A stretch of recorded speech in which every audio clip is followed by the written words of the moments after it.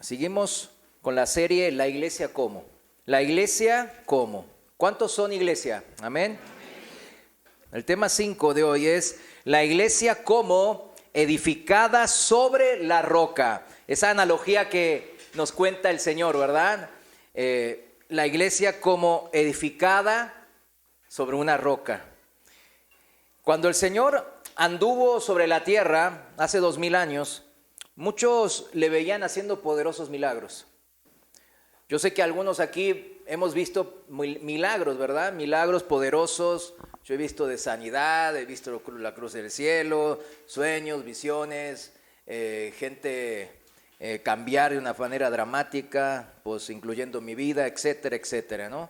Vemos que ese poder de Dios pues sigue manifestándose en su iglesia, ¿no? Ese Señor que empezó ese ministerio tan poderoso, ¿no? Predicando, fíjense, dice la palabra, no como los fariseos, sino como alguien que tiene autoridad, dice la palabra. O sea, Jesús predicaba no como cualquier persona, sino como alguien que tenía autoridad. Entonces, mucha gente empezó a formar rumores.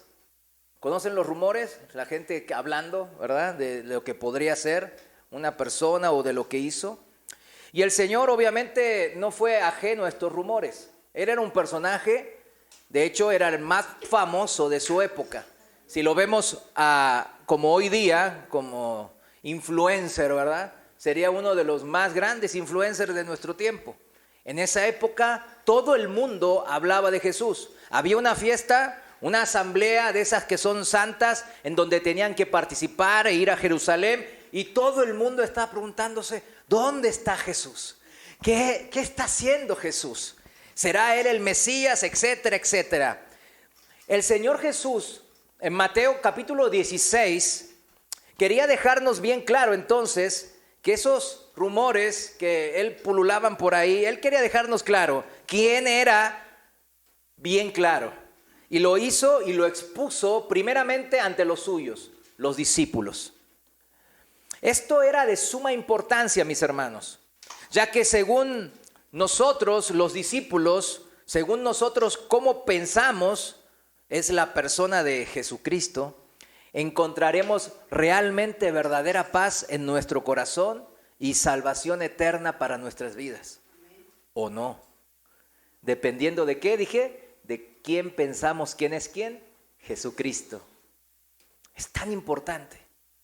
Por eso el Señor no quería que sus discípulos, los que iban a predicar acerca de Él, el Evangelio, no quería que ellos predicaran otro Evangelio.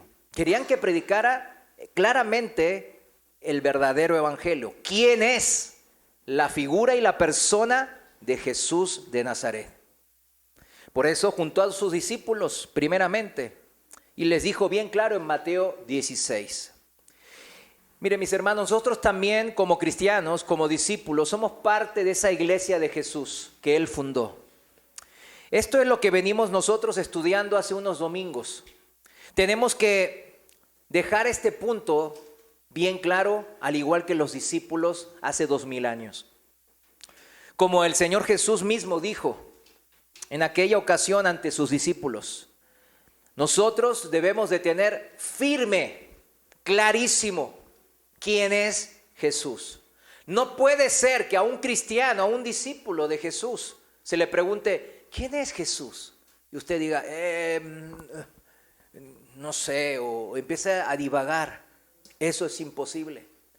Todo discípulo debemos de saber quién es Jesús. Y el Señor aquí, en este capítulo de Mateo 16, nos muestra bien claro esa importancia.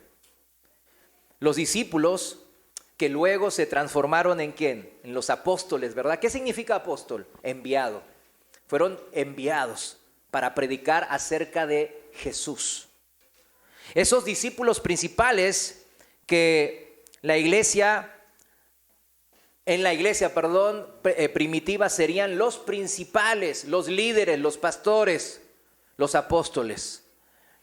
Ellos deberían ahora enseñar lo que Jesús enseñó. Y Jesús dijo, yo enseño acerca de mí, ¿verdad? Ellos deberían enseñar todo acerca del Señor, todo lo que Él les enseñó acerca de Él mismo. tal cual como Él lo hizo. Y sí lo hicieron, ¿verdad que sí lo hicieron? Amén. Estamos 20 siglos después nosotros creyendo y escuchando las mismas palabras de Cristo a través de la Biblia. Ciertamente los apóstoles cumplieron, hicieron y explicaron quién era la persona de Jesús tal como Él les mandó. Por eso está escrito, si me acompañan a Efesios capítulo 2:20, Efesios 2:20, en la Reina Valera, dice así la palabra de Dios, Efesios 2:20, edificados. ¿Quiénes son edificados? Los santos, está hablando en este contexto. Los santos, los que somos miembros de la familia de Dios. Edificados, o sea, significa construidos sobre el fundamento de los apóstoles y los profetas. ¿Esto significa que los apóstoles y los profetas son el fundamento de nosotros? No. Lo que ellos enseñaban. ¿Y qué dijimos que enseñaban acerca de quién? De Jesús. Por ello, los apóstoles no eran la roca, la piedra angular, claro.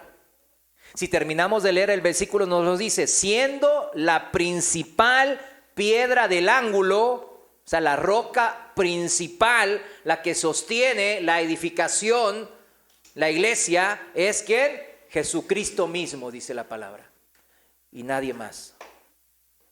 Estamos en tiempos en donde se idolatra a muchas personas, se idolatra mucho.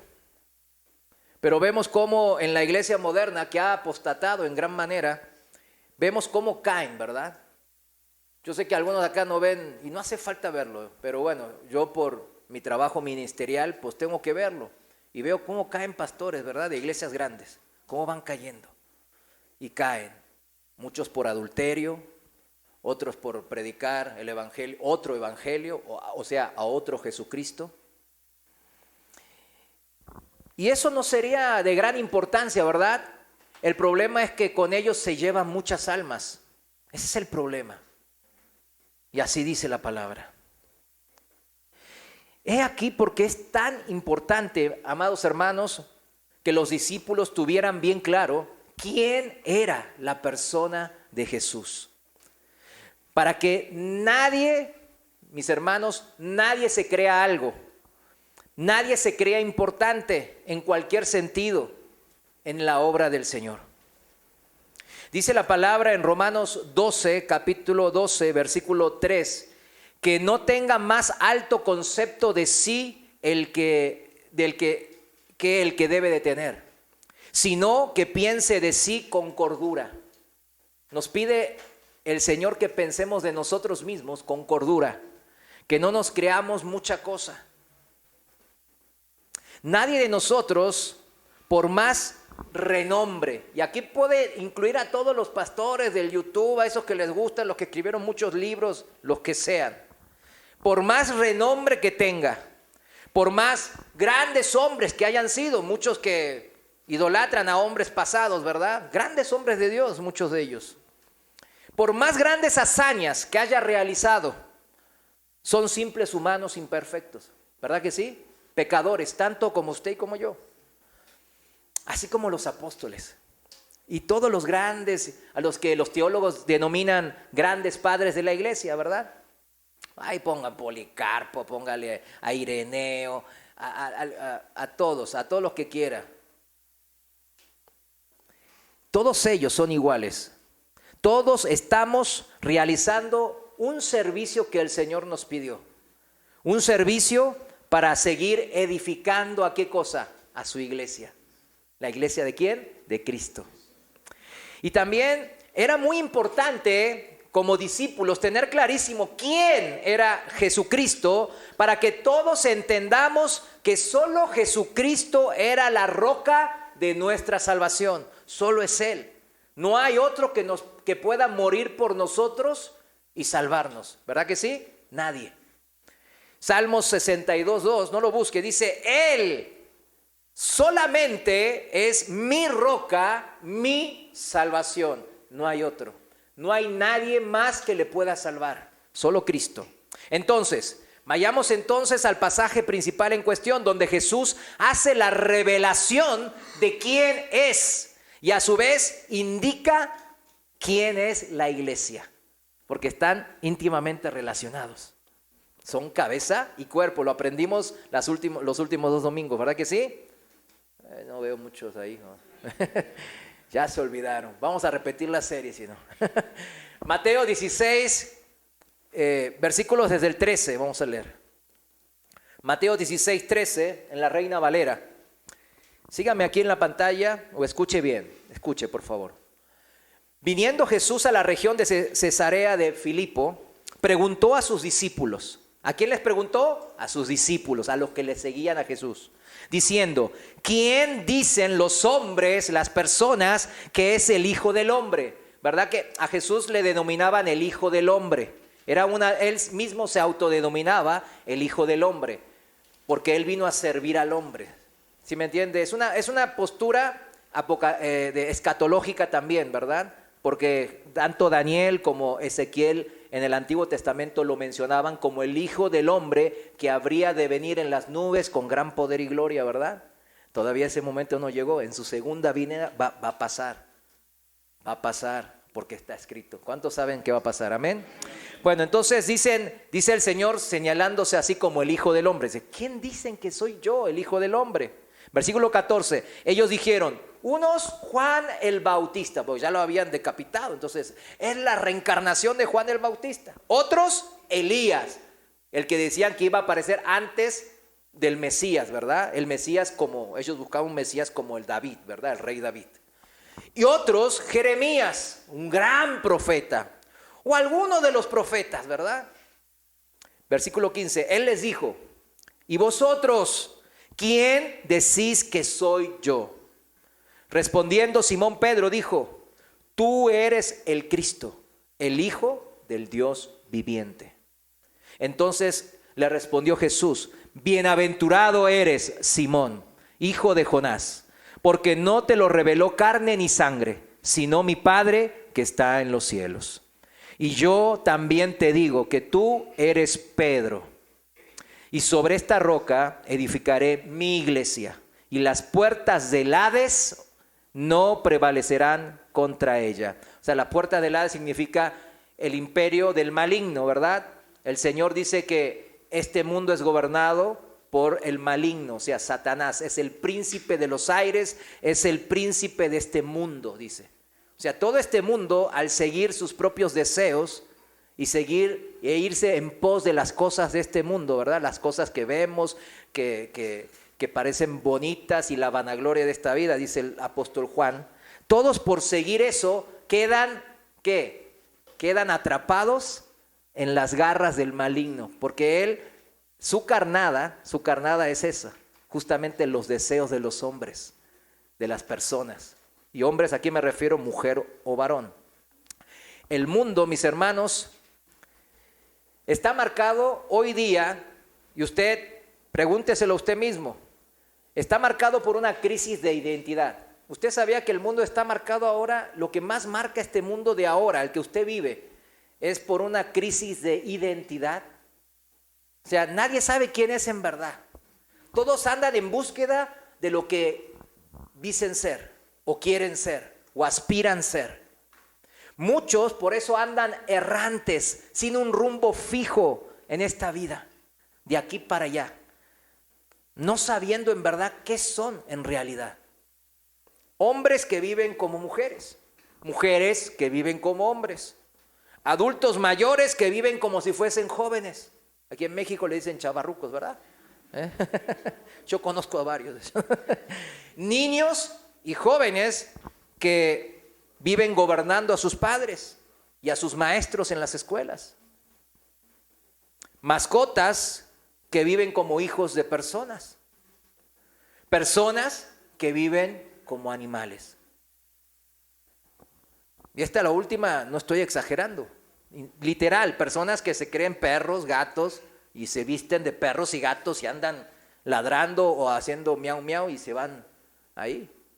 Y tienen un dueño que los traen con correa. No sé si lo vieron. Pues Es tremendo, ¿verdad? Cómo está el mundo. Hay una crisis de identidad. Personas que se casan con animales, con árboles, con objetos diversos, hasta con el mar vi que se casaba uno. Se casaban con el mar. Imagínense, con el océano. También con dibujos animados se casan. Esposas que toman el rol de los maridos. Varones que toman el rol de sus mujeres. Hijos que toman el rol de sus padres. Así está el mundo. Como dicen, de patas para arriba. Hay una crisis de identidad. Dice que el Señor no es un Dios de confusión. ¿Se da cuenta? ¿Quién es el que pone confusión? A través de los engaños. Desde el jardín del Edén, Satanás. Siempre está. Y Él sabe los deseos de los hombres. Y nos va transgiversando. Toda esa gente que vive pensando que es lo que no es, no vive bien, porque no fue creado para ese propósito. Y al no vivir según el propósito de Dios, viven siempre en temor, en fobias, en un montón de enfermedades. Se la pasan en los psicólogos, con el psiquiatra, con el psicólogo. El índice de suicidios en estos últimos tiempos ha aumentado a niveles inimaginables. El mundo en que vivimos tiene una grave crisis de identidad. Eso es porque, primeramente, menosprecian la ley de Dios. Su palabra divina y bendita, sus instrucciones reales y verdaderas, la menosprecian y la rechazan. Recuerde cómo dice el profeta, si me acompaña Isaías 5, desde el versículo 20, dice bien claro la palabra de Dios. Isaías 5:20, hay de los que a lo malo dicen bueno y a lo bueno dicen malos. Y uno cuando leía esto, uno puede decir, ¿quién va a decirle a lo bueno malo y a lo que es malo le va a decir bueno? Pero ¿cuántas veces nosotros mismos hacemos lo contrario a lo que la palabra nos dice? Nada más piensen en eso. Que hacen de la luz tinieblas y de las tinieblas luz. Por ejemplo, el aborto. Matar a una criatura indefensa en el vientre de su madre, en el lugar que Dios puso como más seguro, ¿verdad? Matarlo y hacerlo ley. Está bien. ¿Por qué? Porque mi cuerpo es mi cuerpo. Eso dicen, ¿verdad? Que ponen lo amargo por dulce y lo dulce por amargo. O sea, viven todo al revés, patas para arriba. Viven una crisis de identidad que los lleva a un pésimo discernimiento, mal discernimiento, mala toma de decisiones de todas las cosas en su vida. Dice en el versículo 24, por tanto, como la lengua del fuego consume el rastrojo, más abajo 24, y la llama devora la paja, así será su raíz como podredumbre y su flor se desvanecerá como polvo. Fíjense, el Señor no se anda con rodeos. Porque desecharon la ley de Jehová de los ejércitos y abominaron la palabra del Santo de Israel. Cuando uno rechaza, menosprecia la palabra, eso es lo que siempre pasa, siempre. Cuando uno dice a lo bueno malo y a lo malo bueno, a lo dulce le dice que es amargo y a lo amargo dulce, todo es arrastrado por el fuego. En la traducción viviente dice, pues han rechazado la ley del Señor de los ejércitos celestiales, han despreciado la palabra del Santo de Israel. ¿Se da cuenta? Eso es la consecuencia. Pero nosotros, como discípulos de Cristo, al igual que los apóstoles, ahí en Mateo 16, no tenemos que padecer de esta crisis de identidad. ¿Verdad que no? Amén. Amén. Al saber quién es usted como cristiano, podrá usted vivir para esa identidad que es en Cristo Jesús, Señor nuestro. Cuando venimos a los pies de Jesús, el Señor nos da una nueva identidad, mis hermanos. Y con ella nos da un nuevo propósito de vida también. Acuérdense, van de la mano. Vayamos al pasaje en donde está esto. 2 Corintios capítulo 5, versículo 17. En la Reina Valera sigo. Dice así la palabra de Dios. De modo que si alguno está en Cristo, ¿cuántos están en Cristo? Amén. Nueva criatura es. Ahí está. Una nueva identidad nos da. Las cosas viejas pasaron. He aquí todas son hechas nuevas. Esta es nuestra identidad que tenemos en Cristo ahora como cristianos, mis hermanos. Ni más ni menos. Versículo 18 nos dice el propósito. Y todo esto proviene de Dios. Toda esta nueva identidad Dios nos las da. Quien nos reconcilió consigo mismo por Cristo. Y nos dio el ministerio de la reconciliación. Ahí está. Junto con la nueva identidad, Él nos da un nuevo propósito de vida. ¿Se dieron cuenta? Nuestra identidad está íntimamente relacionada con la de Cristo. Acuérdense de eso. Porque nuestra identidad está en Cristo Jesús, mis hermanos. Inseparables. Es así que debemos de tener bien definido la identidad de la persona nosotros. Debemos que tener definidos ¿quién? A la persona de Jesucristo para poder nosotros definirnos como cristianos.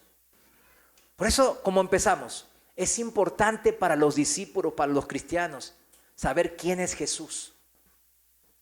Si usted no sabe quién es Jesús en verdad, usted tiene una crisis de identidad también, como en el mundo. Porque muchos ahora dentro de las iglesias se dicen cristianos, pero en verdad no lo son. Esa es la verdad. Son producto de esta crisis de identidad que agobia al mundo entero. Por eso hoy día hay cristianos que piensan que no hace falta, por ejemplo, congregarse, como vimos en el primer tema, ¿se acuerda? Cuando aprendimos en el primer tema que ¿quién nos llamó a congregarnos? Dígalo, ¿quién? Cristo, ¿verdad? Dios nos llamó a congregarnos. Nosotros no estamos congregándonos así porque, ay, me simpatiza. Y si me simpatiza, no estoy diciendo que no me simpaticen, ¿verdad? Pero no es por socializar, sí lo entiende, ¿no? No es porque, bueno, yo me llevo bien, aquí tengo varios amigos. De hecho, mis amigos están ahora en la congregación, ¿verdad? No están afuera. Entonces, ¿quién nos llamó a congregarnos? Dios. El Señor fue y sigue siendo hoy, porque nunca el Señor cambia, el que convoca a las asambleas de los santos, como leímos esa vez en Levítico 23. Y la convoca siempre que Él nos habla. Fíjense, nosotros nos congregamos ¿cuántas veces? Una vez a la semana, ¿no? Eso es porque el Señor mismo nos dice, Dios mismo creó todo, ¿en cuántos días? En 6, ¿verdad? ¿Y qué hizo al séptimo? Descansó, dice la palabra. Por eso Jesús nos dice ahí en los evangelios que es por eso que necesitamos también nosotros descansar, conmemorando, ¿qué cosa? La creación. ¿Quién hizo quién? El Creador. Dándole alabanza al Creador. ¿Vieron cuando dicen, hoy, bueno, mañana es día festivo, ¿verdad? Todo eso sí lo saben, ¿no? Yo no lo sabía, pero bueno, ya lo supe. Entonces, dice uno, ¿qué están conmemorando? El día de la revolución, ¿verdad? Entonces, cuando uno conmemora algo, lo hace festivo, ¿verdad? Por eso Dios dice, bueno, yo soy Dios, voy a conmemorar el día que creer todo para que todos se acuerden de mí, que yo soy el Creador. El Sabbat, mis hermanos, que hacían en el Antiguo Testamento, ese ya se cumplió en el Señor, porque Cristo es nuestro descanso. Ya en el Nuevo Testamento, los cristianos, nosotros nos reunimos libremente porque queremos hacerlo, amamos hacerlo, amamos a nuestros hermanos en la fe. Si uno no quiere estar con los suyos, pues es algo obvio, no son suyos, ¿verdad? Es como llegar a la casa y no veo a mi esposa, y no quiero. A veces con mis hijos pequeños me pasa, ¿no? Ay. Llego y digo, ay, no. Pero no, los amo, ¿verdad? Pero es como, no, pues no. Llego a la casa y no, hombre. Quiero estar con mis amigotes en el bar, en la cantina. Pues no. Uno quiere estar en donde sus seres queridos están, ¿verdad que sí? Amén. Es eso, es tan simple como eso. Por eso nosotros en el libro de los Hechos, como cristianos, la iglesia primitiva, dice cómo se reunía. Todos los días. Todos los días. Ay, el hermano ya está diciendo que nos juntemos todos los días. No, pues no, espérese. ¿Cómo está el mundo ahora? Pues el mundo está en otra, ¿cómo se dice? Etapa, ¿verdad? La última etapa, por así decirlo. Es difícil reunirse todos los días. Pero fíjense, el cuarto mandamiento sigue vigente. Seguimos apartando un día de descanso para el Señor por semana. Nosotros lo apartamos ¿cuándo, los cristianos? El domingo. ¿Qué estamos conmemorando el domingo? La resurrección de Jesucristo. Es el primer día. Usted sabe que el domingo es el primer día de la semana. O sea, todos piensan que el lunes es el primer día porque el lunes se va a trabajar. Pero no, el domingo es el primer día de la semana. Comenzamos siempre con lo principal, lo primero, lo más importante, que es pues adorar al Señor, ¿verdad? Por eso el domingo es el primer día de la semana. Él resucitó el primer día de la semana y nosotros conmemoramos esa resurrección, porque un día también seremos resucitados como Cristo. Amén. Por eso cuando alguien le dice, ay, ustedes no cumplen, ustedes en vez del sábado se juntan, bien los sabatistas, se juntan los domingos. Bueno, usted ya sabe, el sabat ya se cumplió en Cristo, ¿verdad? Y nos juntamos los domingos en conmemoración. Y queremos juntarnos más días, por eso agarramos el miércoles, pero pues, si se podrían más días lo haríamos, ¿verdad? También en medio de esta crisis, volviendo al tema, de crisis de identidad que se permeó a la iglesia, estamos viendo cómo la crisis de identidad entró a la iglesia.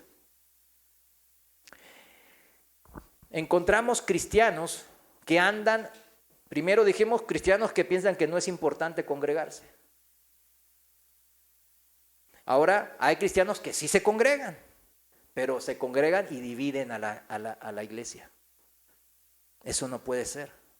Dios es un Dios de unidad. Él siempre dice, yo quiero ser uno. Yo soy uno contigo y yo quiero ser uno con ¿quiénes? Con nosotros. Hazlos uno en nosotros, como tú y yo somos uno. Dios es un Dios de unidad, de orden. ¿Quién es el que divide, genera pleitos y separa? Dígalo. Satanás. Por eso hay cristianos que sí se congregan, pero dividen, generan disensión y pleitos. Un verdadero cristiano que tiene la mente de Cristo jamás va a dividir la congregación. Jamás. Pero viene el hermano, no, el pastor, no, hombre, ese no sabe nada. Usted, hermano, sabe más que él. Póngase de pastor. ¿Qué tiene que decir? Apártate. Satanás, ¿verdad? Bueno. Somos un solo cuerpo, mis hermanos. Y Cristo es la cabeza de ese cuerpo. No hay dos cuerpos, ¿verdad? También, mis hermanos, en las iglesias, en esta crisis de identidad del mundo, se ha contagiado de eso, ¿verdad? Y también hay los que en vez de defender y ser columnas y baluartes de la verdad de Dios, de la palabra de Dios, dicen, no, la palabra de Dios dice así, pero fíjate, este gran hombre, este prócer, este filósofo, también dijo esto. Y yo voy a seguir eso. Yo creo que esto, pues sí, es como la Biblia, pero hasta está mejor dicho. Y siguen eso, mezclan. A veces siguen la Biblia, a veces siguen la filosofía de este hombre o del otro hombre. Tergiversan, añadiéndole y agregándole filosofías de hombres a su Biblia. Digamos que yo tengo una Biblia y yo tengo que seguir nomás la Biblia, pero ahí le agrego filosofías de hombres. No, Aristóteles, híjole, Sócrates y Platón, no, hombre, eran, híjole, una chulada de gente. Yo me lo sigo también. Están al nivel de Pablo, Juan y Pedro. O también hacen lo contrario, le quitan a la verdad de Dios, corrigiendo al Dios vivo. No, esto se me hace exagerado, ¿verdad? Como cuando leímos recién, ¿no? ¿Qué decía la palabra? Que serán quemados y arrastrados todos los que no siguen la palabra y piensen que es bueno y lo malo es bueno y lo bueno es malo. La palabra es bien clara, es dura la palabra. Pero dice, no creo que mi Dios de amor arrase con el fuego. No exageren, sáquenle ese versículo. O no lo sacan, pero de su mente sí lo sacan. No debe ser cierto. ¿Cuántos saben que toda la Biblia es inspirada por Dios? Amén. Así dice. O le creemos todo o no le creemos nada, mis hermanos. Pero no se puede creer en partes. Si no, nos volveríamos como muchos estos teólogos que hay escribiendo 40, 50 libros, como Bart Ehrman. Sí lo menciono para que algunos jóvenes por ahí leen esos libros y piensan que es cristiano, porque él se dice, yo soy ex cristiano. Nunca fue cristiano el señor ese. Y sabe de Biblia, pero a su manera. Y la critica. Tergiversa, quitándole de la verdad de Dios. ¿Qué no saben cómo les dice el Señor a esa gente? ¿Cómo le dice a la gente que agrega y va quitando de la Biblia y hace lo que quiere con su Biblia? ¿Cómo les dice el Señor? Malditos. No les dice, pues mi hijo está bien, llévatela suave. Yo soy un Dios perdonador. Les dicen malditos. Está eso en Deuteronomio 4, 1 y 2 y Apocalipsis 22, 18 y 19. No lo voy a leer, sino que lo anote y búsquelo y véalo. Pero nosotros no somos así, ¿verdad que no? No. O sí batallamos, ¿no? Con algunos aspectos aquí mencionados, seamos realistas. Batallamos, somos humanos, ¿verdad? Pero hoy es el día de corregir, ¿verdad? Nuestro camino desviado, mis hermanos. El Señor nos está hablando para corregirlo. El cristiano debe de encontrar su identidad ¿en quién? En Cristo Jesús. Y por ello debe de saber y de reconocer la identidad de Cristo. ¿Quién es Cristo? Porque ¿cómo encontrar mi identidad en Cristo si no sé quién es Cristo? Mi identidad como cristiano me lleva a definir entonces dos conceptos bien claros de mi ser como cristiano. ¿Qué es? Número uno, la iglesia, y número dos, al Señor mismo, a Cristo. Tenemos que definir bien esos dos conceptos para entender nuestra propia identidad de cristianos. A menos que digan, no, yo no soy cristiano. Porque el ser cristiano nos une a estas dos palabras, mis hermanos. Iglesia y Cristo. Esto ciertamente fue un gran misterio, dice la palabra. Antes era un gran misterio este tema. En Efesios 5, 32, dice así, grande es este misterio. Mas yo digo esto respecto de Cristo y de la iglesia. O sea, Cristo y la iglesia eran un gran misterio que fue revelado cuando Cristo vino a la tierra. Y ahí se empezó a revelar todo este gran misterio que nos está hablando aquí el apóstol Pablo en Efesios 5, 32. El Señor mismo nos los ha revelado. Como cristianos, dice, somos parte de la iglesia de Él, del Señor. Estamos por eso aprendiendo en esta serie lo importante de lo que es la iglesia. Nuestra identidad no se puede separar del conjunto de los otros cristianos. No, es imposible. Somos un solo cuerpo y el cuerpo no se puede separar de la cabeza y el cuerpo tampoco se puede dividir en varios cuerpos. Mi mano no anda corriendo por allá, mi brazo no anda por allá y mi todo por ahí corriendo, ¿verdad? Y en diferentes lugares. Está unido. La primera vez que se menciona la palabra iglesia es en el pasaje principal que hoy leímos, Mateo 16, 18. Es la primera vez que se menciona la palabra eclesía en toda la Biblia. Volvamos pues entonces al pasaje bíblico en cuestión. Aquí está entonces, dijimos, revelado este gran misterio de la identidad de la iglesia y de Cristo. ¿De la iglesia y de quién?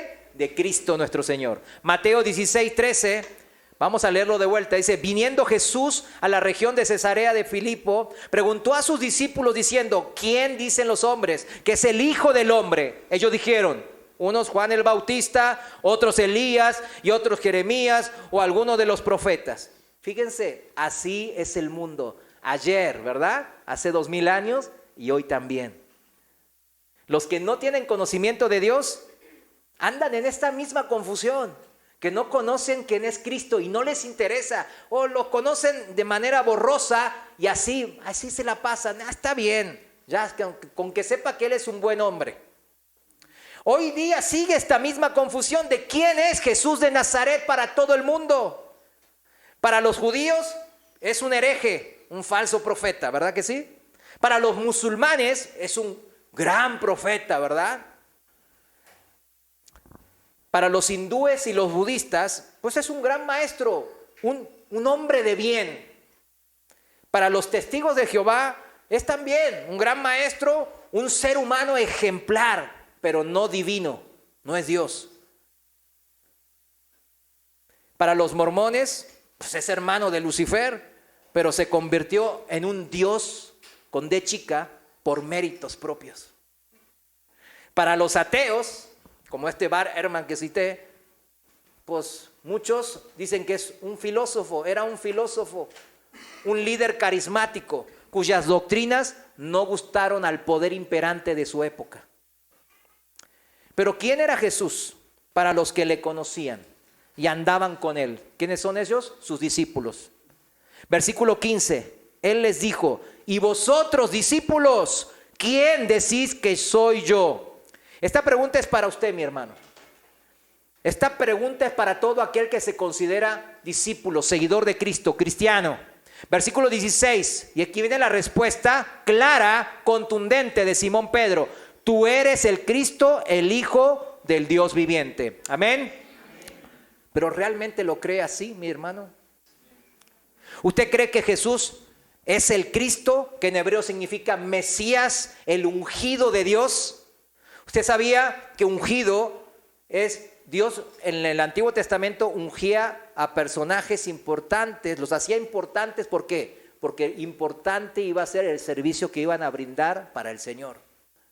¿Quién eran esos? Pues los reyes eran ungidos, los sacerdotes eran ungidos y los profetas eran ungidos.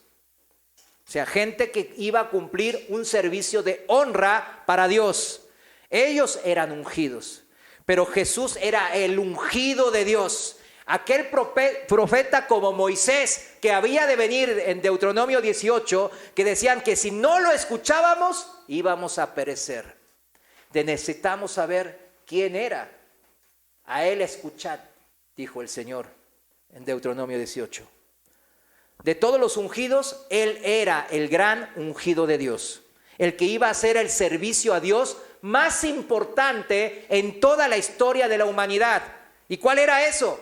Morir por nuestros pecados.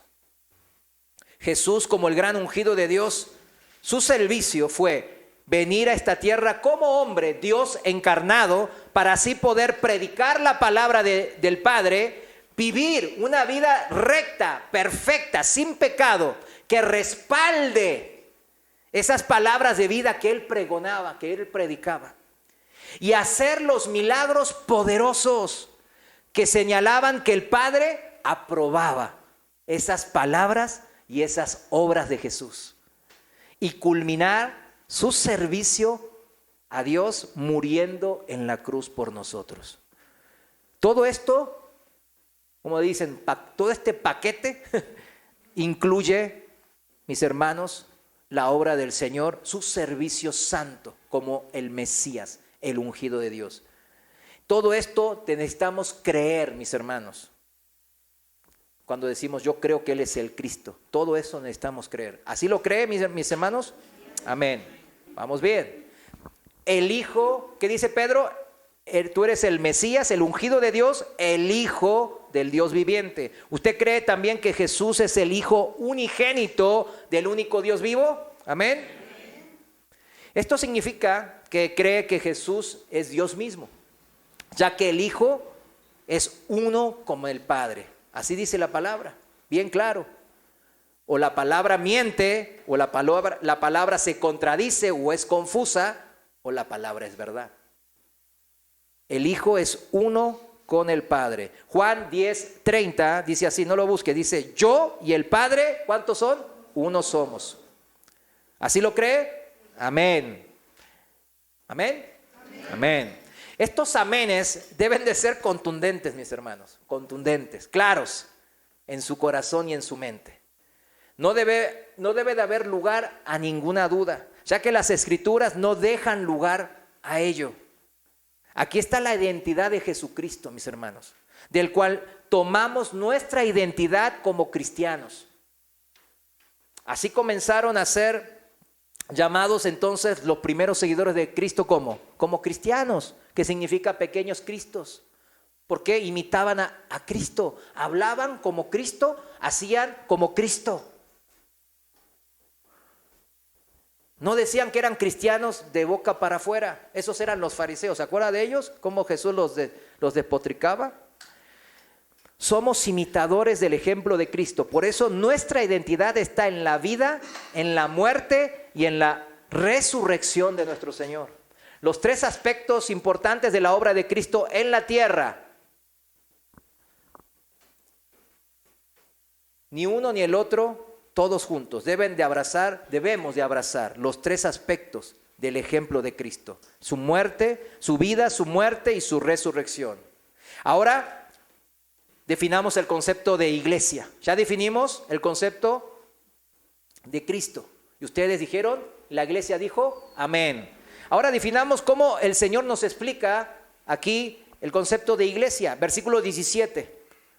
Entonces le respondió Jesús a Pedro, ¿no? Bienaventurado eres, Simón, hijo de Jonás, porque no te lo reveló carne ni sangre, sino mi Padre que está en los cielos. Y yo también te digo que tú eres Pedro, y sobre esta roca edificaré mi iglesia, y las puertas del Hades no prevalecerán contra ella.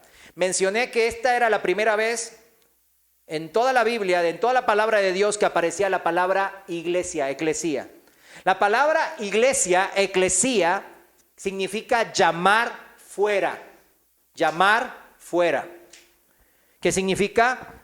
Llamado a salir. ¿Sí entiende? Somos llamados, la iglesia, somos los llamados a salir. Se refiere a la congregación de santos que ha sido llamada a salir. Así que la iglesia es la congregación o asamblea de todas las personas que han sido llamadas a salir del mundo por Dios. Juan 17:16 dicen bien claro el Señor de sus discípulos. No son del mundo, subrayelo. Juan 17:16, no son del mundo. O sea, por eso yo, especialmente a los jóvenes, les digo, no se mortiflaquen, como dice este leíto, ¿verdad? No se mortiflaquen si el mundo los aborrece. Es algo normal, va a pasar, tiene que pasar. Dice la Biblia que va a pasar. ¿Por qué? Porque no somos del mundo, como tampoco Cristo es del mundo. Por eso somos cristianos. Cristo vendrá pronto para sacarnos de este mundo, ¿verdad?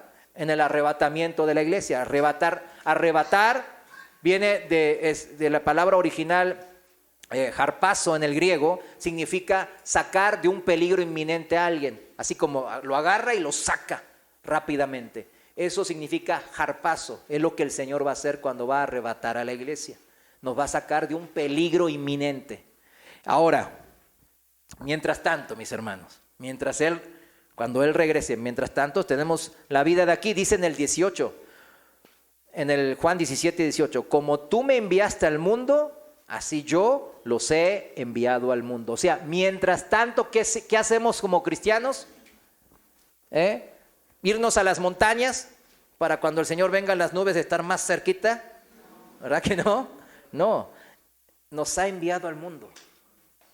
Para convivir con el mundo, sentarnos en el bar y estar ahí bien contentos con ellos, a la par, escuchando música del mundo, bailando las músicas del mundo, carareando las músicas del mundo.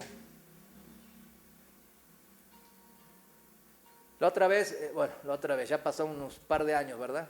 Estábamos con unos hermanos de una congregación que ya dejamos un pastor ahí, y nos estábamos juntando. Pero yo rápidamente nos fuimos a un restaurante y en el restaurante pasa música del mundo, ¿verdad? Pero inmediatamente me di cuenta de que ellos estaban apagados. Inmediatamente yo vi, Dios me dio el don de discernimiento de espíritu. Entonces yo vi y ya vi que estaba apagado los hermanos. Entonces empecé a orar por dentro. Empecé a orar y mientras hablábamos, pero de repente la música del mundo pasó una canción de las que les gustaban a ellos. Y empezaron a tararearla sin querer, queriendo, ¿verdad? Yo digo, ¿qué onda, hermano? ¿A quién está adorando con esa música? Ahí, ¿qué dice la letra? Que está mi mujer, pero está la otra que me gusta. Es un desastre. Y usted está tarareando esa canción. O sea, ¿qué onda? Ay, no, hermano, se me escapó, se me chispoteó. Digo, pues es lo que usted escucha normalmente, por eso puede. Yo ni esta canción ni la conozco. Nos envió al mundo no para congeniar con el mundo, sino para predicarles lo que Él predicó, para seguir el ministerio de Jesús en el mundo. ¿Para qué nos envió al mundo? La gran comisión. Mateo 28, 19 y 20, ¿qué dice? Por tanto, id y haced discípulos a todas las naciones, bautizándolos en el nombre del Padre y del Hijo y del Espíritu Santo. Aquí está la Trinidad, ¿verdad? Ni modo que bauticemos en nombre de alguien que no es Dios, ¿verdad? Hoy vimos en el devocional de la mañana el que lo vio.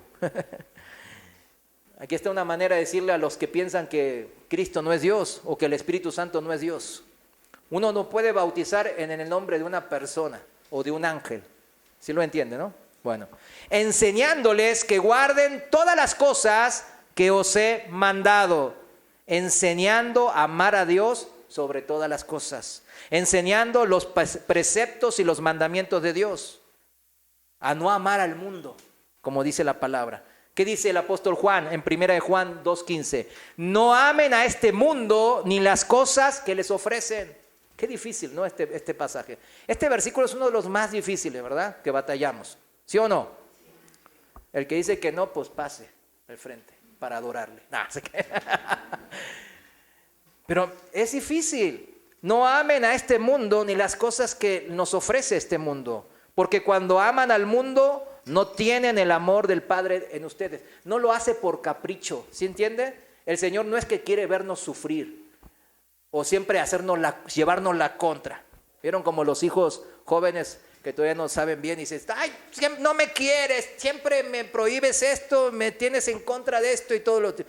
Pero el Señor dice, no amen a este mundo ni las cosas que ofrecen porque nos va a apartar del amor del Padre.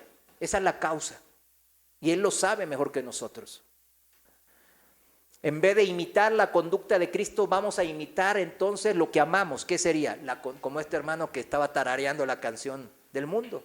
Va a imitar la conducta del mundo, apartándose de seguir e imitar al Cristo que lo salvó. Romanos 12:2 en la traducción viviente, seguimos. Romanos 12:2 dice, no imiten las conductas ni las costumbres de este mundo. Es bien claro, ¿verdad?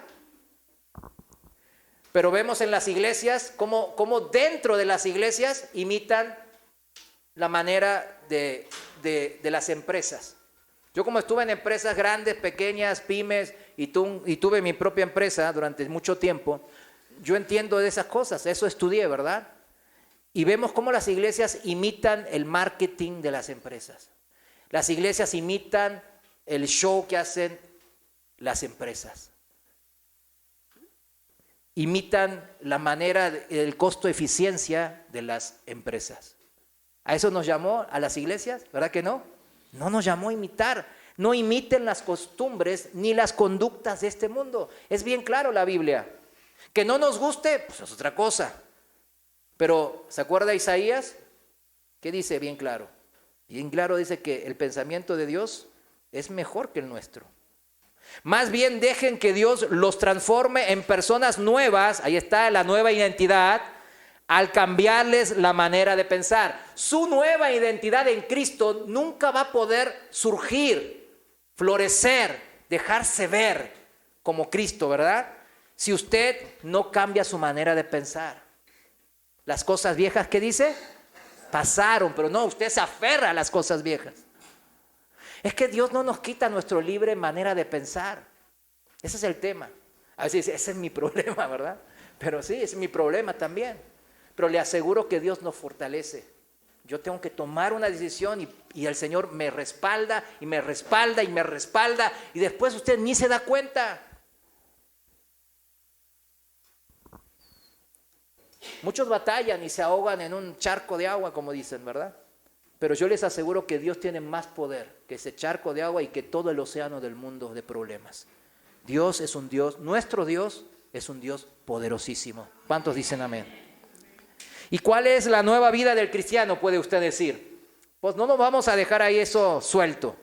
Si quiere saber cuál debe ser su conducta, dejando la pasada manera de vivir, cambiando nuestra manera de pensar, su actuar como cristiano, para saber, vaya a Efesios, y siempre esto téngalo, Efesios capítulo 4, versículo 17 en adelante.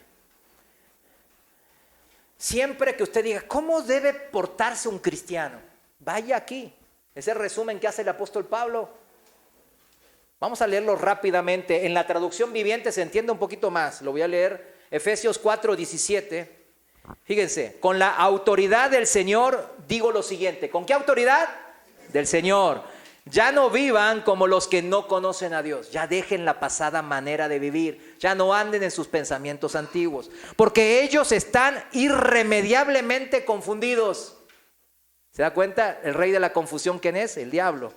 Tienen la mente llena de oscuridad. Vagan lejos de la vida que Dios ofrece.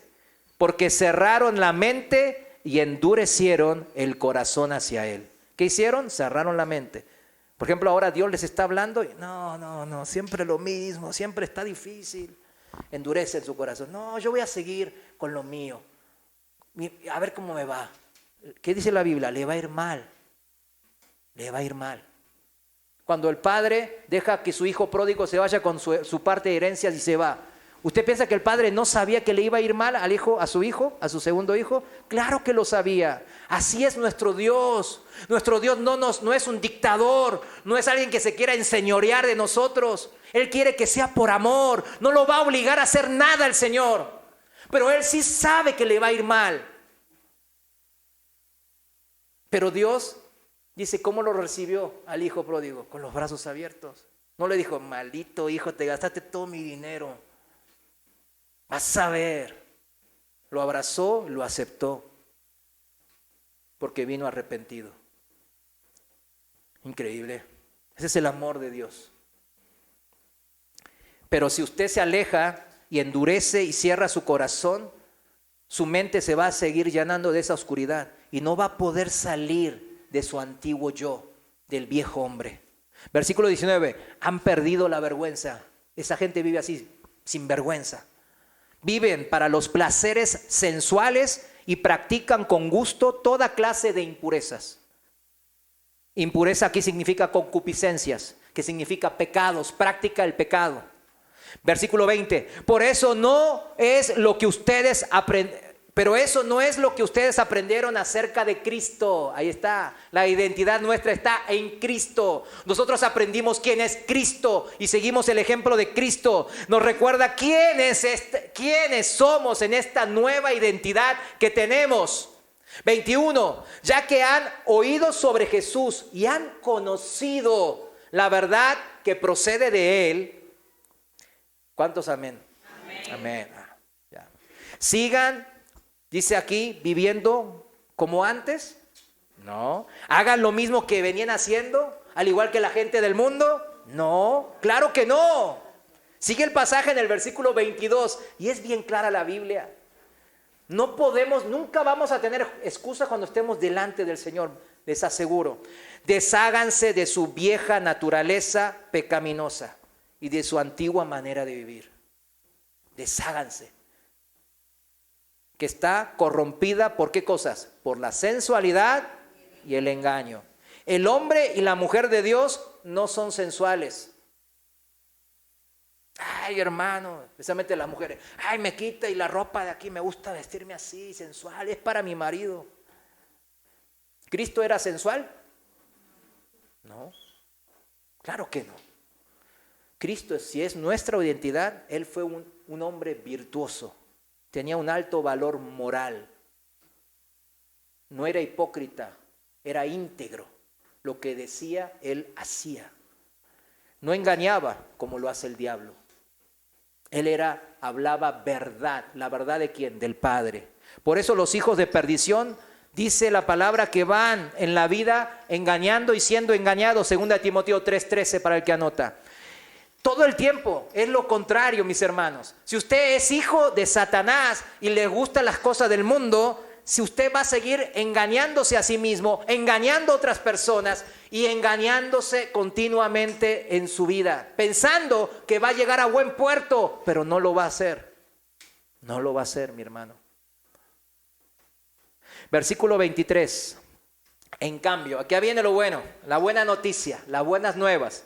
En cambio, dejen que el Espíritu les renueve los pensamientos y las actitudes. ¿Cuántas veces me han preguntado, hermanos, en buena intención? Hermano, ¿cómo le hago? Porque este pecado me tiene agarrado. No puedo salir del alcohol, no puedo salir de las drogas, no puedo salir de la pornografía, no puedo salir de X o Y. ¿Quién es más poderoso? ¿Ese vicio o el Señor? Y aquí en el versículo 23 nos está confirmando bien claro. Dejen, la clave, ¿no? Dejen. Tenemos que dejarnos. El Señor no nos va a obligar. Tenemos que permitirlo al Señor, al Espíritu Santo, que nos renueve el pensamiento y las actitudes. Si no lo hacemos, vamos a seguir tropezando con la misma piedra. Se los aseguro. Yo estuve ahí muchos años.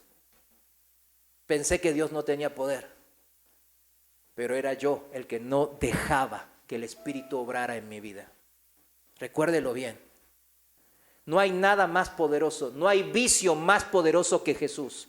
Él es el gran yo soy, el todopoderoso. ¿Cuántos dicen amén? Amén. 24, pónganse otra vez. ¿Quién? ¿Quién se tiene que poner? Nosotros. Dígalo, nosotros. Dígalo, yo, amén, yo. Pónganse la nueva naturaleza creada para ser a la semejanza de Dios, quien es verdaderamente justo y santo. Habla de una acción, pónganse. Nuestra nueva identidad en Cristo debemos de ponerla nosotros, manos a las obras, mis hermanos. Debemos de permitir que el Espíritu Santo obre y cambie nuestro pensar y debemos de poner de nosotros, poner manos a las obras. Así lo explica la misma palabra de Dios en el versículo 25. Así que dejen de decir mentiras. Ahí está, manos a las obras. El que mienta, no mienta más. ¿Hay algún abogado aquí? Les va a costar. A mí me costaba como empresario, pues todo el tiempo tenía que decir que mi producto era el mejor. Después ya tuve que decir, sí, no, pues tiene estas fallas. Y fíjense, empecé a decir que tenía estas fallas. Una vez me vinieron mis bolsas, yo vendía bolsas, y venían medias oxidadas. Y mis clientes me preguntaban, oye, pero ¿cómo están tus bolsas? Muy bien, bien, gracias. Pero después ya el Señor me rehuyó. Deja de mentir, di la verdad. Y ya dije, sí, pero mira, fíjate que mi proveedor me quedó mal y los herrajes están medios oxidaditos, pero no se nota mucho, le digo. ¿Y sabe qué? Me dijo, sí te voy a comprar. ¿Me haces un descuento por eso, sí? Sí, le dije, claro. Y sí lo compro. ¿Quién resolvió la situación? El Señor. Yo tengo que hablar verdad. Yo tengo que ponerme manos a las obras. No puedo estar así, de brazos cruzados, así, haciendo tirado y esperar que el Señor haga todo. Me dice, pónganse la nueva naturaleza. Así que dejen de decir mentiras. Digamos siempre la verdad a todos, porque nosotros somos miembros de un mismo cuerpo. El cuerpo de Cristo no miente. Es la cabeza la que dictamina todo lo que hace el cuerpo. 26, además, no pequen al dejar que el enojo los controle. No permitan que el sol se ponga mientras sigan enojados, porque el enojo da lugar ¿a quién? Al diablo. Siempre hay una causa y es protegernos, bendecirnos a nosotros. No es que nos quiere ver sufrir el Señor. Si eres ladrón, ¿qué? Deja de robar. Me decía un hermano allá en Puente Grande, en el penal, que a él lo agarraron por robar, tenía un récord de robos tremendo el hermano. Ya está ahora, ya salió, ¿verdad? Y está sirviendo ahí. Algunos lo conocieron cuando fuimos los varones ahí a Tabachines. Ahí está sirviendo. Entonces, y él decía, ¿cómo le costó? Eso veía ahí en la cárcel, pues jabones, artículos como la pasta de dientes, son cosas muy, muy preciadas. Y de repente veía que era de ahí que podía robar. Y ahí se le venía y las primeras veces caía, porque era muy bueno robando. Tenía ese don, decía él. Y él tuvo que tomar esa decisión. ¿Qué? Tuvo que ponerse la nueva naturaleza. ¿Y empezó a batallar? Sí. Pero el Señor lo ayudó, lo respaldó y le dijo, no, pues yo no tengo jabón, no tengo... Todo le fue brindado y con creces, mis hermanos. Es así como el Señor responde a nuestro ponernos la nueva naturaleza, mis hermanos. Si eres ladrón, deja de robar. En cambio, usa tus manos en un buen trabajo digno y luego comparte generosamente con los que tienen necesidad. Esto ya lo dijimos, que significa que si usted trabaja honestamente, siempre va a tener para compartir generosamente. Es una promesa del Señor. Un poco escondida, ¿verdad? La promesa, pero ahí está. ¿Se da cuenta? Si usted trabaja honradamente, honestamente, siempre el Señor lo va a respaldar. Y le va a dar lo suficiente para poder también dar generosamente. 29. No empleen un lenguaje grosero ni ofensivo. Para los hermanos que dicen, así soy yo, ¿verdad? Que todo lo que digan sea bueno y útil, a fin de que sus palabras resulten de estímulo para quienes las oigan. No se vale entonces el así soy yo, ¿verdad? Allá en Monterrey siempre lo escuchaba mucho eso, ¿verdad? Es que así somos los regios. Y está bien. Hay que dejar esta excusa. Es como decir que el Espíritu Santo no puede transformar eso, ¿verdad? Pero hay que dejarlo que obrar. Amén. Recordemos que como empieza este cambio de conducta y de manera de ser, en cambio dejen que el Espíritu les renueve los pensamientos y las actitudes. Todo empieza aquí en la mente, mis hermanos. Continuamos. 30. No entristezcan al Espíritu Santo de Dios con la forma en que viven. ¿Usted sabe cómo vive? Todos sabemos cómo vivimos, ¿sí o no? Todos sabemos. No podemos engañarnos a nosotros mismos también con eso. No entristezcan al Espíritu Santo con la forma en que viven. Recuerden que Él los identificó. Aquí está nuestra identidad en Cristo. Él nos identificó como suyos. Y así les ha garantizado que serán salvos el día de la redención. O sea, no es cualquier cosa la identidad que está en Cristo.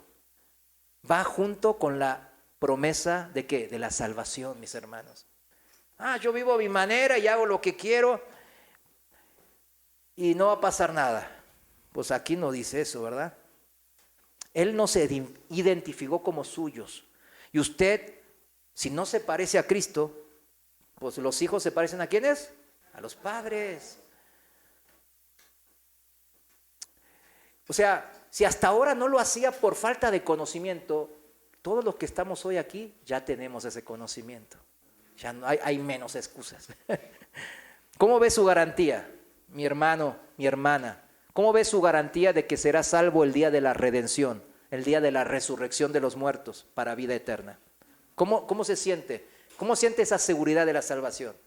Les aseguro que si usted anda en malos caminos, ¿verdad? Como recién mencionaba el apóstol Pablo en Efesios 4, no va a estar seguro en Cristo. Siempre va a tener esa duda. Pero cuando usted se deja llevar por el Espíritu Santo y empieza a usted ponerse la nueva naturaleza, usted va a ver que, híjole, va a ver el poder de Dios obrar en su vida. Y ahí usted mismo va a decir, wow, esta es la seguridad que el Señor me da en Cristo Jesús. Él es poderoso en lo que me está haciendo en mi vida. Esa es la manera de obrar en Cristo. Pero mientras Él no obra con poder en su vida, usted siempre va a tener con la duda. ¿Será cierto esto del cristianismo? ¿Cristo habrá muerto por mis pecados? Ay, resucitó de los muertos, ¿no será un cuento?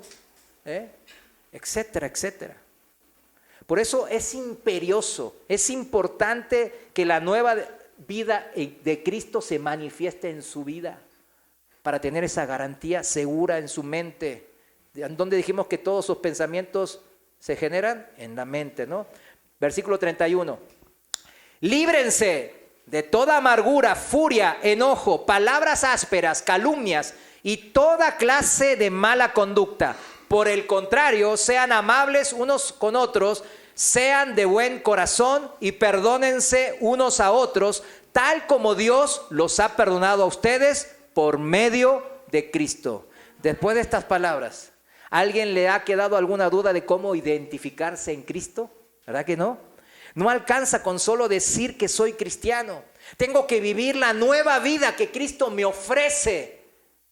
Él me la ofrece, pero Él no me la ofrece. Me la agarras porque la agarras y si no la agarras te voy a hacer una llave y te voy a agarrar y te voy a torturar. Maldito. ¿Se imaginan al Señor así? No, hombre, yo ya hubiese quedado todo así, maniatado, ¿no? Sin brazos, sin todo, pues todo quebrado estaría yo. Gracias a Dios que Él es paciente, ¿no? Pero fíjense, tengo yo que tomar esa decisión, dejar que el Espíritu obre y yo ponerme manos a las obras en esta nueva vida que el Señor me acaba de enseñar si no lo sabía antes. Volvamos por última vez para cerrar al pasaje principal de hoy. Mateo 16, versículo nomás 18. Escuche bien. Si yo también te digo que tú eres Pedro y sobre esta roca edificaré mi iglesia y las puertas del Hades no prevalecerán contra ella. Esta iglesia de la cual estamos hablando, ¿de quién es? De Cristo, ¿verdad? ¿Qué dice aquí? Mi iglesia. ¿Se da cuenta? Es la primera vez que aparece la palabra en la Biblia y dice mi iglesia al Señor. No es casualidad.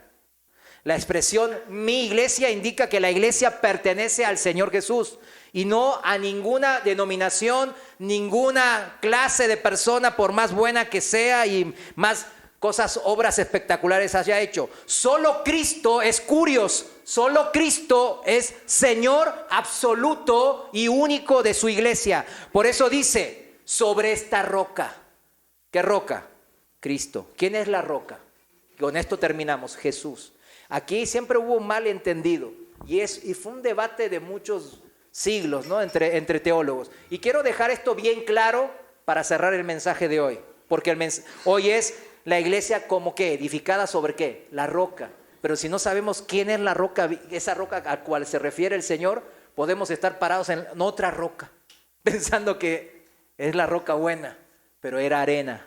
Y cuando vinieron tiempos de tempestad, pues como dicen, nos cargó el payaso, nos llevó la marea. ¿Quién es la roca que sale aquí en Mateo 16, 18?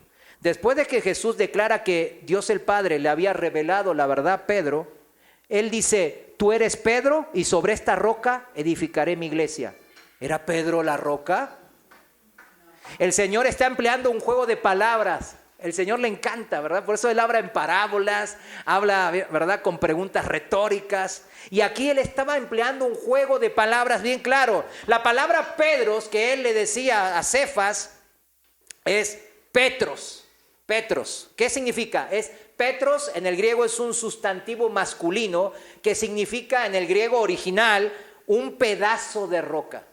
Acuérdense bien de eso. Significa una piedra desprendida, una piedra que puede ser arrojada o movida fácilmente. ¿Sí se da cuenta? ¿Ya entiende? Petros significa eso. Ahora, la palabra roca, a la que dice, sobre esta roca edificaré mi iglesia. ¿Será una roca chiquitita como para poder moverla y arrojarla? No, no es Petros. Aquí se menciona a continuación esta roca. Es una palabra griega diferente, es Petra, Petra, un sustantivo femenino que significa en su original peña, una peña. ¿Sabe lo que es una peña? Es una colina o un monte rocoso, sólido, macizo, una masa rocosa sólida y gigante, como un acantilado. ¿Sí saben lo que es un acantilado, verdad? Y por lo tanto es algo fundacional, fundamental, suficientemente grande y sólida para poder construir sobre ella. ¿Sí se da cuenta? Ahora la diferencia, la gran diferencia. Por eso el Señor, acompáñeme a Mateo capítulo 7, 24 y 25. 2 versículos. Dice así: Cualquiera pues que me oye estas palabras y las hace, oye y hace, le compararé a un hombre prudente que edificó su casa sobre la roca, la peña, Petra. Descendió lluvia, vinieron ríos y soplaron vientos y golpearon contra aquella casa. ¿Y qué pasó? No cayó, porque estaba fundada ¿sobre qué? Sobre la roca, sobre Petra, sobre la peña. Solo Cristo es lo suficientemente grande, sólido, fuerte, poderoso para poder edificar sobre Él todas nuestras vidas. ¿Cuántos dicen amén? Amén. Solo Él es el poderoso. La diferencia entre estos dos términos, Petros, pequeña piedra que podemos arrojar o mover, y Petra, roca gigante como una peña, un acantilado, sugiere que Jesús estaba contrastando en un juego de palabras a Pedro con él mismo. ¿Sí entiende? Ahora es Mateo 16, 17, versículos 17 y 18. Es importante entender esto porque nosotros, como dijimos al principio, nos identificamos en Cristo. Y si estamos siguiendo a otro Cristo, vamos a caer pensando que estamos bien, ¿no? Decir, fíjense, cerrando, ustedes, es como decirle el juego de palabras con Pedro y él, Petra y Petros, es ustedes, los discípulos, son la pequeña roca. Pero yo soy el fundamento de la iglesia. Eso se refería el Señor ahí. Primera de Corintios 3, 11, rápido. Porque nadie puede poner otro fundamento, otro Petra, que el que está puesto, el cual es Jesucristo. Primera de Corintios 10, 4. Y todos bebieron de la misma bebida espiritual, la palabra de Dios, porque bebían de la roca espiritual que los seguía.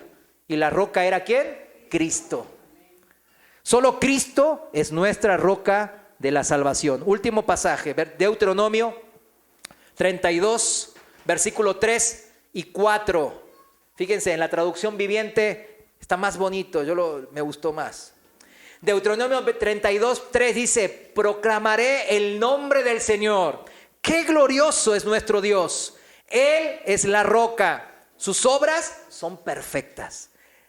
Todo lo que hace es justo e imparcial. Él es Dios fiel. Nunca actúa mal. Qué justo y recto es Él. Amén. Ese es el Dios que usted ha creído, que yo he creído. La iglesia, su vida, debe estar, la iglesia, nosotros, nuestras vidas, debe de estar edificada sobre Petra, sobre la roca de nuestra salvación que es Cristo, nuestra identidad. Y la iglesia dice, amén. Póngase de pie. Señor, te damos gracias porque hoy nos has mostrado algo importante en nuestras vidas. Sabemos, Señor, y te creemos, que tú eres la verdad, el camino al Padre. Tú eres el camino al Padre que lleva a la vida eterna, mi Dios. Tú eres nuestra peña, nuestra roca, por cual nosotros fundamos y edificamos nuestras vidas. Señor, te damos gracias porque edificándolas sobre ti podemos estar seguros de nuestra salvación, de nuestra vida eterna, pero también seguros de que tus leyes y tus promesas se cumplirán en esta vida también. Tenemos la certeza, mi Dios. No somos como el mundo, que sigue sus propios deseos, propios ánimos y propios pensamientos, y piensa que así igual le va a ir bien. Están engañados. Pero nosotros no somos del mundo. Nos has enviado a este mundo para no predicar palabras de hombres, sino palabra de Dios, tu palabra, mi Dios. Ayúdanos a seguir esta gran comisión en espíritu y en verdad. Ayúdanos a poder ser apartados y salir de este mundo y volver a Él con la palabra de verdad. Señor, ayuda a los hermanos que están batallando con algún pecado, mi Dios. Quizás con el pecado del orgullo, que piensan que su pensamiento así como está puede favorecerles en algo. Señor, redargúyelos en este instante, que se acerquen y aferren solo tu palabra, que tu palabra sea la luz que ilumine sus caminos. Ayúdanos en el nombre de Jesús. Amén.